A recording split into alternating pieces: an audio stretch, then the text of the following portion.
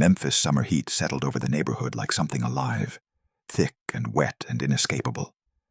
The kind of heat that made asphalt soft underfoot and turned front porches into the only tolerable gathering places once the sun began its slow descent. Elvis Presley sat on his parents' porch on Alabama Street, guitar resting against his knee, watching the street with the particular stillness of someone who'd learned to observe before being observed. He was 19 years old, working days at Crown Electric and spending evenings at Sun Studio when Sam Phillips would have him. The neighborhood knew him as Vernon and Gladys's boy, the one who sang at church sometimes, the one who drove that old Lincoln and dressed a little different than everyone else. But he wasn't famous yet. Wasn't anybody special beyond these few blocks of shotgun houses and families who'd known each other for generations. That's when he heard it. The distinctive squeak of unoiled metal, rhythmic and insistent.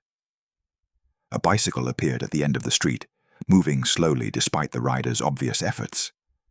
The bike was ancient, its frame more rust than paint. One pedal held on with wire, the handlebars wrapped in electrical tape. The front wheel wobbled with each rotation, making the whole contraption list to one side, like a ship taking on water.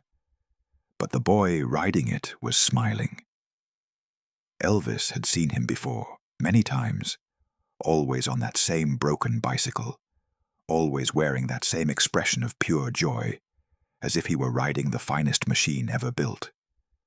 The boy couldn't have been more than 10, small for his age, with skin the color of rich soil and hair cropped close to his head. His shirt had been mended multiple times, the patches visible even from the porch.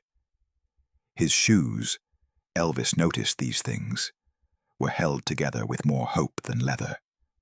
The boy pedaled past, the bike squeaking in protest with every turn of the chain. He saw Elvis watching and raised one hand in greeting, his smile widening impossibly further. Elvis raised his hand back, watched the boy continue down the street, that wobbling front wheel threatening to give out at any moment, but somehow never quite failing. When the boy disappeared around the corner, Elvis set his guitar aside and walked to where his mother was shelling peas in the kitchen. "Mama, you know that boy? The one on the old bicycle?" Gladys looked up, her hands never stopping their work. "Daniel Cooper's boy. James, I think. Maybe 10 years old. Lives 3 streets over with his grandmother since his mama passed last year. Why?" "Just wondering." "That bike's older than the boy himself," Gladys continued. "Belonged to his uncle years back. It's a miracle it still moves at all." Elvis nodded, said nothing more, but something had settled in his chest. A familiar ache he'd known his whole life, the one that came from seeing poverty up close and recognizing it like looking in a mirror of his own childhood. For 3 weeks, Elvis watched. Not with any plan or purpose at first, just the natural attention that comes from sitting on a porch in summer, when there's nothing else demanding your time. But the more he watched, the more he saw. James, he'd learned the boy's name from Mrs. Henderson next door, rode that bicycle every evening just before dusk, not going anywhere in particular, just riding in wide circles through the neighborhood, up one street and down another, like the motion itself was the whole point. Like as long as he was moving, he could be anywhere, be anyone. The bike deteriorated visibly week by week. The squeaking grew louder, the wobble in the front wheel more pronounced.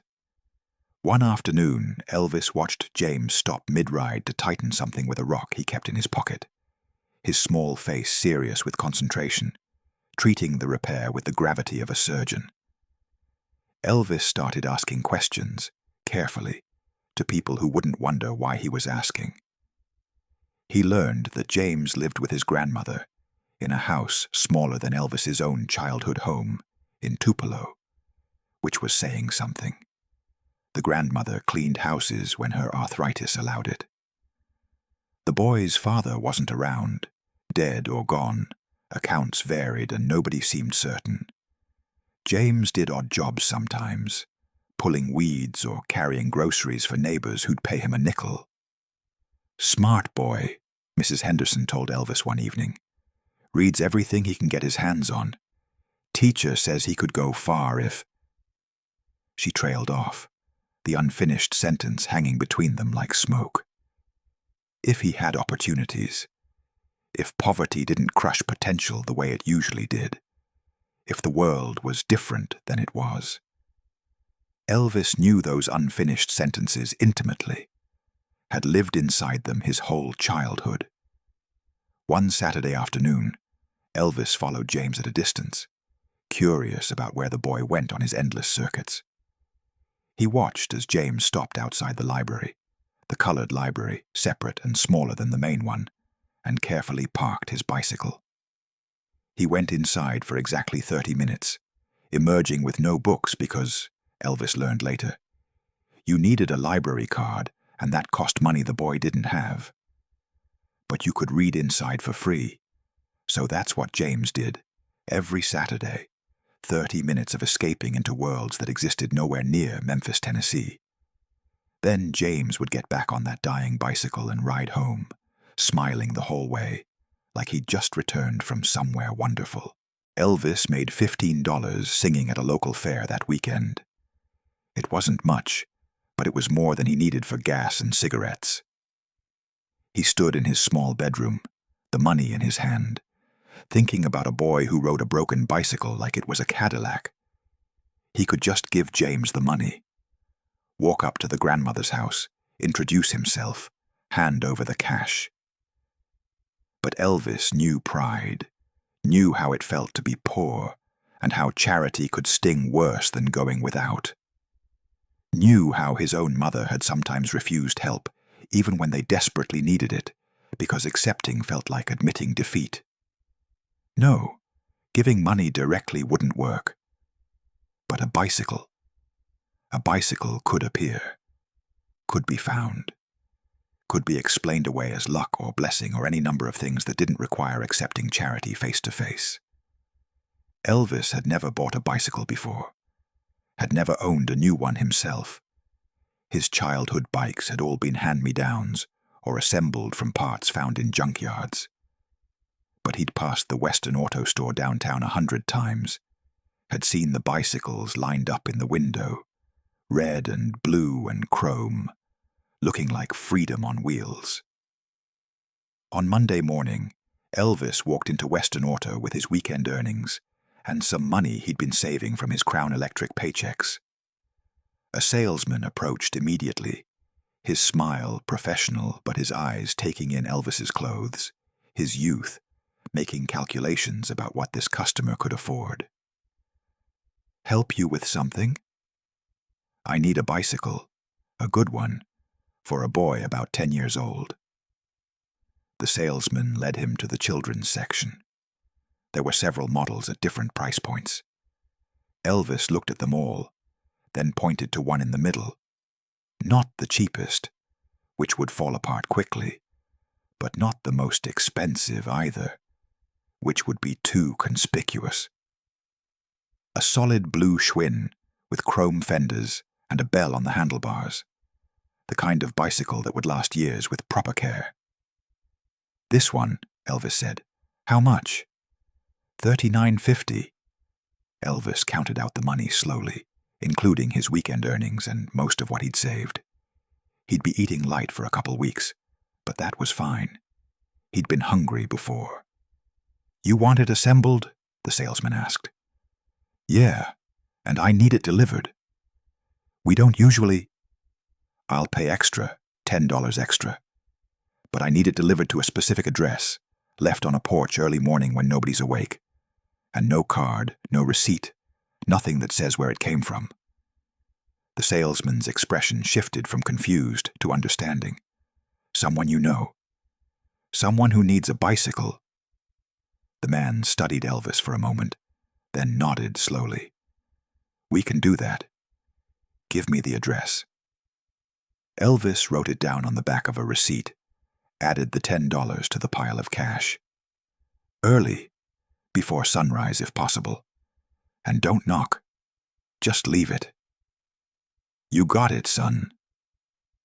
Elvis walked out of Western Auto Lighter by nearly $60 and feeling something he couldn't quite name.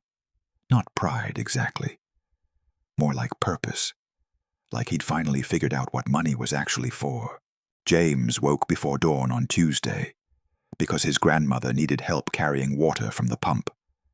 The house they lived in didn't have indoor plumbing, a fact that embarrassed James when other kids talked about bathrooms and running water like everyone had them. He stumbled outside in the pre-dawn darkness, still half asleep, and almost tripped over something on the porch.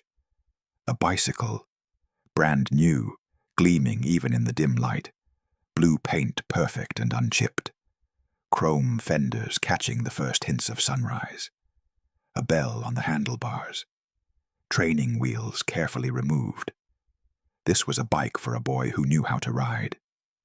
James stood completely still, convinced he was still asleep, that this was a dream, and if he moved, it would vanish.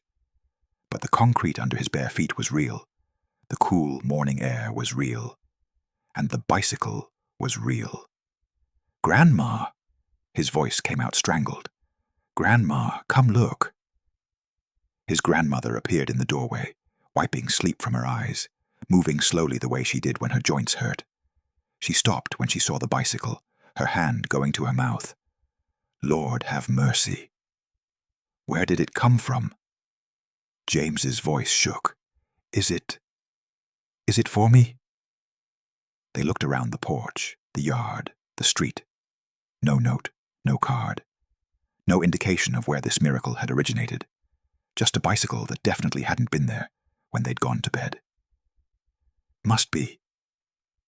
His grandmother trailed off, her eyes glistening. "Must be meant for you, baby." James approached the bicycle like it might vanish if he moved too fast. He touched the handlebars gently, then the seat, then ran his fingers along the chrome fenders. It was real, solid, his. "Can I ride it?" "Sun's barely up." "Please?" His grandmother smiled, tears now running freely down her weathered face. "Go on then, but stay where I can hear the bell." James didn't walk the bicycle down the porch steps. He lifted it, cradling it like something precious and fragile, despite its obvious sturdiness.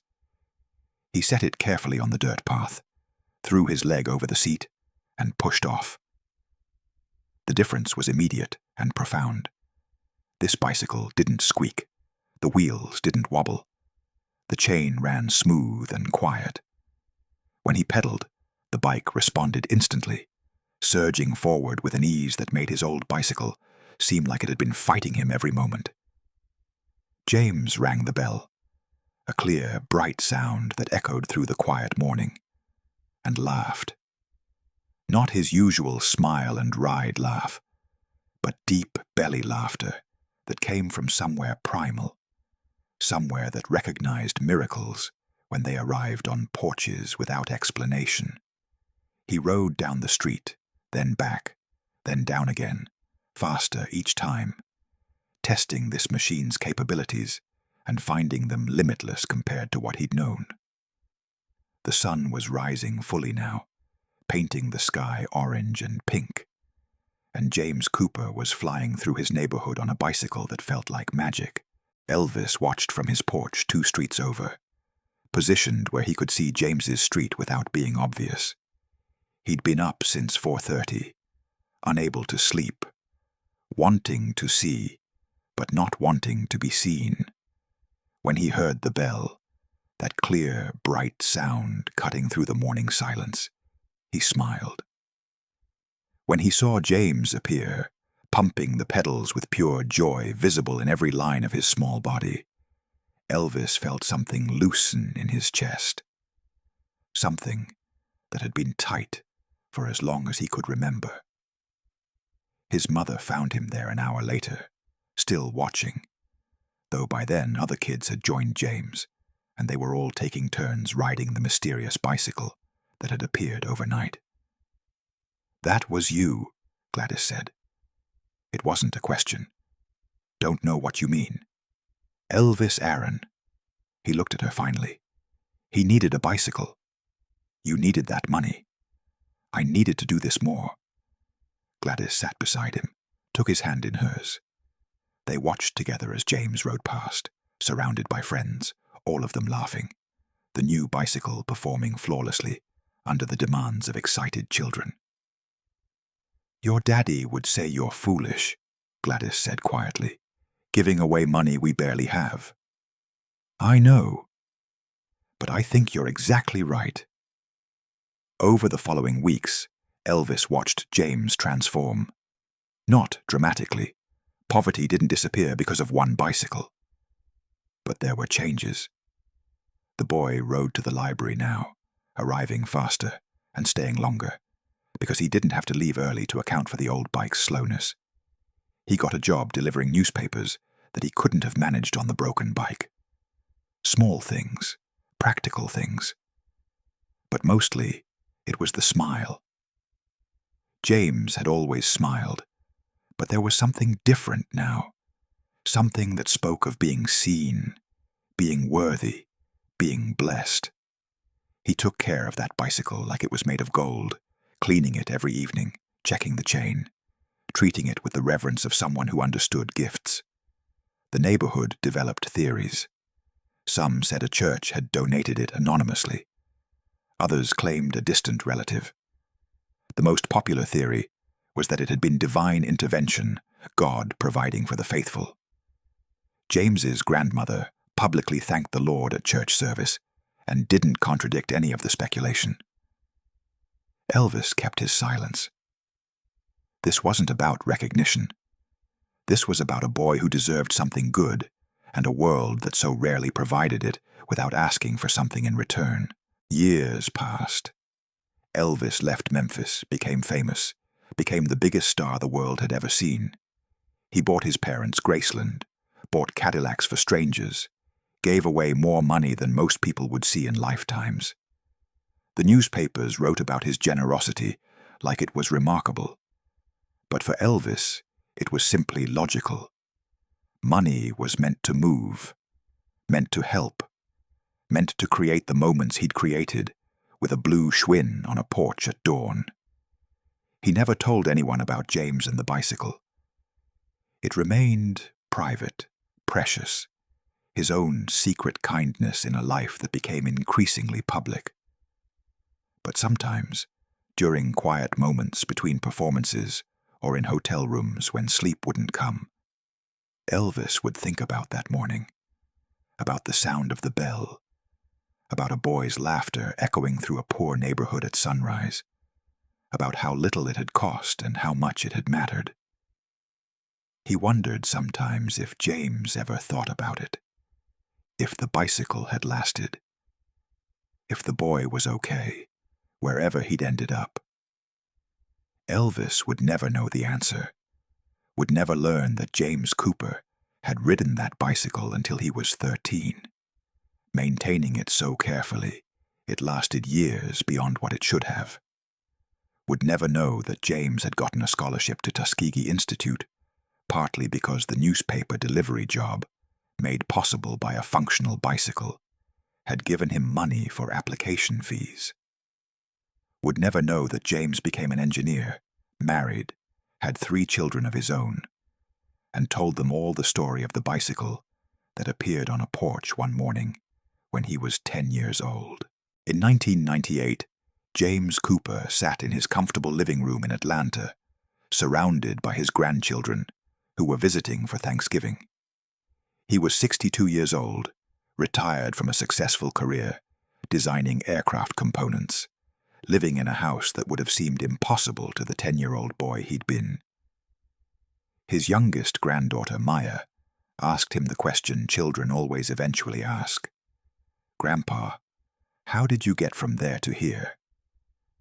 James thought about the question, about the teacher who'd encouraged him, about the scholarship, about his grandmother's prayers and work ethic, about his own determination to build something from nothing. But he started with the bicycle. "When I was 10 years old," he began, and his children and grandchildren settled in to listen because they knew this story, had heard it many times, but never tired of it. "I had a bicycle that barely worked. Rust and wire and faith, that's what held it together. I loved that bicycle, don't get me wrong, but every day was a battle to keep it moving. Then, one morning, I walked outside and found a new bicycle on our porch. Brand new. Blue Schwinn, with chrome fenders and a bell. No note, no explanation. Just sitting there, like it had been delivered by angels. We never found out who gave it to us. My grandmother asked around, but nobody would claim it. Some folks said it was God. Maybe it was. But I always thought it was a person. Someone who saw me struggling on that broken bike and decided to do something about it. That bicycle changed everything. Not just because I could move faster or get a paper route, but because someone I didn't even know had looked at me and decided I was worth helping, that I mattered, that my struggle meant something to somebody. When you grow up poor, really poor, the world teaches you that you're invisible, that you don't count, that nobody notices and nobody cares. But that bicycle told me different. Told me that kindness exists without strings, that people can be good just for the sake of being good. I rode that bike for 3 years, took care of it like it was precious because it was. Not because of what it was, but because of what it represented. Someone's faith in me, someone's generosity, someone's belief that I deserved better than what I had. And when I finally had to give it up because I got too big for it, I passed it on to another kid who needed it. Told him to take care of it. Told him it was special.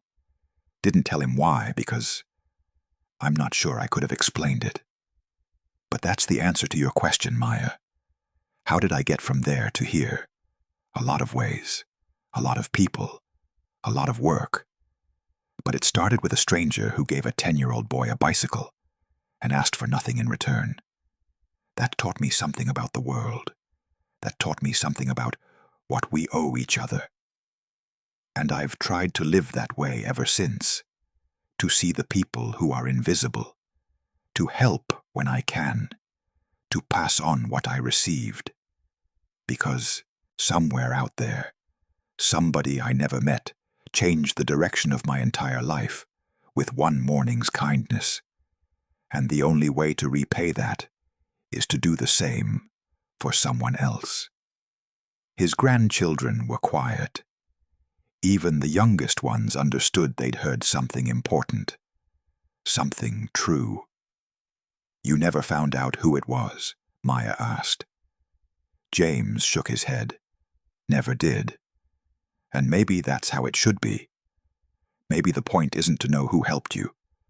Maybe the point is just to help someone else when you can." Elvis Presley died in 1977, 42 years old, having lived more in his short life than most people could imagine. The world mourned. Millions of people claimed to have known him, to have understood him, to have loved him. But nobody except Gladys ever knew about the bicycle on the porch. And Gladys kept that secret until her own death, understanding that some stories are too precious to share, too private to expose to the machinery of fame and legend. James Cooper never knew that the man he'd waved to from his broken bicycle, the young man who'd sat on a porch on Alabama Street watching the neighborhood, had been the one to place that blue Schwinn on his porch before dawn. Never knew that Elvis Presley had spent money he could barely afford on a child he didn't know, simply because it was right. And maybe that's the most perfect part of the story. Because Elvis didn't need James to know, didn't need recognition or gratitude or any kind of return. He needed to help someone who reminded him of himself, needed to create a moment of unexpected grace in a world that so rarely provided them. The bicycle is long gone. Passed from James to another boy, then another, until eventually it wore out and was discarded. Its blue paint faded and its chrome rusted, returned to the same state James's original bike had been in. But what it created, the ripple it sent through one boy's life, through his children's lives, through everyone he touched with the lesson it taught him, that remained, that multiplied, that echoed across decades in ways impossible to measure. Sometimes the smallest kindnesses create the largest impacts. Sometimes a bicycle is more than a bicycle. Sometimes being seen by someone who doesn't need to see you changes everything. And sometimes we never know who saved us. We just know we were saved. And we spend the rest of our lives trying to pass it on.